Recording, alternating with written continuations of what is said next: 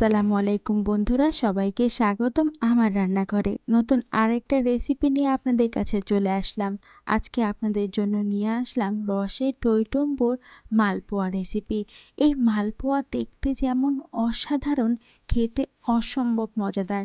আপনারা dessert item হিসেবে এই মালপোয়াটা অবশ্যই রাখতে পারেন, একেবারে ভিন্ন স্বাদের। আর এই মালপোয়াটা তৈরি হয় মুগ ডাল এবং সামান্য পরিমাণ সুজি দিয়ে। খুব অল্প উপকরণ দিয়ে এই মালপোয়া আপনি বাসায় তৈরি করতে পারবেন। চলুন তাহলে বন্ধুরা মূল রেসিপিতে চলে যাই। এখানে আমি প্রথমেই নিয়ে নিয়েছি 1/3 কাপ পরিমাণ মুগ ডাল। এটা আমি 2 ঘন্টা পরিমাণ পানিতে ভিজিয়ে রেখেছিলাম। তারপর খুব ভালো করে পরিষ্কার করে নিয়ে একটা ব্লেন্ডার জারে দিয়ে দিলাম। ব্লেন্ডার জারে দিয়ে দিব আরও 1 কাপ পরিমাণ সুজি। যেই কাপ দিয়ে সুজি দিয়েছেন সেম কাপ দিয়ে 1 কাপ পরিমাণ পানি দিয়ে দিবেন ব্লেন্ডার জারে। মুগ ডাল আর সুজিটা একসাথে খুব ভালো করে ব্লেন্ডার করে নিতে হবে।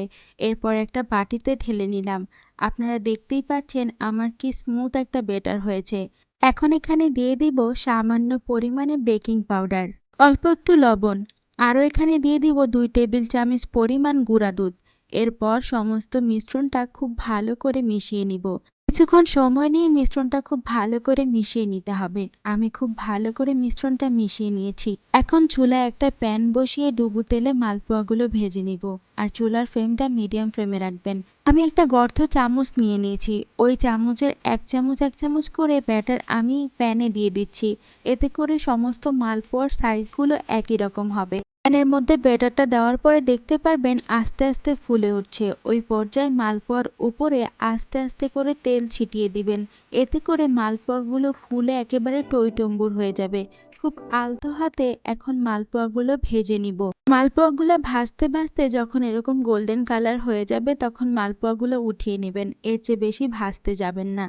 সেম প্রসেসে আমি আমার সমস্ত মালপোয়াগুলো ভেজে নিয়েছি। এই অল্প একটু ডো থেকে কতগুলো মালপোয়া হয়েছে দেখতেই পাচ্ছেন, আর সবগুলো কত ফুলকো ফুলকো হয়েছে। এখন আমরা চিনির শিরাটা তৈরি করে নিব। চুলায় একটা প্যান বসিয়ে তার মধ্যে 1 কাপ পরিমাণ চিনি দিয়ে দিলাম। যেই কাপ দিয়ে চিনি দিয়েছি ওই কাপ দিয়ে 2 কাপ পরিমাণ পানি দিয়ে দিব এখন এর মধ্যে।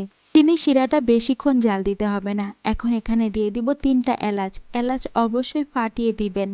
এতে করে চিনির শিরার মধ্যে খুব সুন্দর একটা ঘ্রাণ হবে। চিনির শিরার মধ্যে যখন বলক চলে আসবে তখন আমরা সমস্ত মালপোয়াগুলো আস্তে আস্তে চিনির শিরার মধ্যে দিয়ে দিব।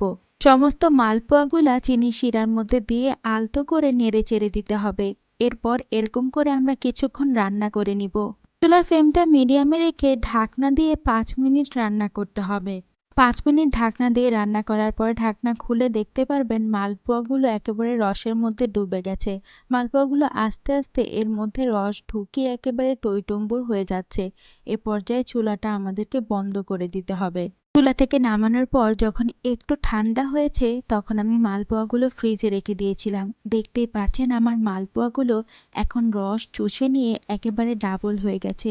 বিশ্বাস করেন বন্ধুরা, মালপোয়াগুলো অসম্ভব মজা হয়েছিল আর এত নরম হয়েছিল, আপনারা দেখলে বুঝতেই পারবেন।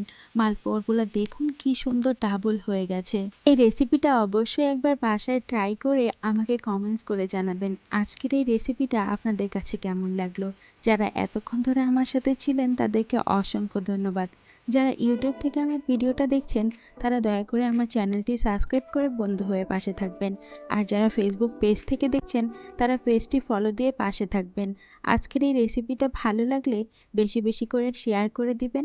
সবাই অনেক বেশি ভালো থাকবেন, সুস্থ থাকবেন। আরেকটা নতুন রেসিপি নিয়ে আপনাদের সাথে দেখা হবে। আল্লাহ হাফিজ সবাই।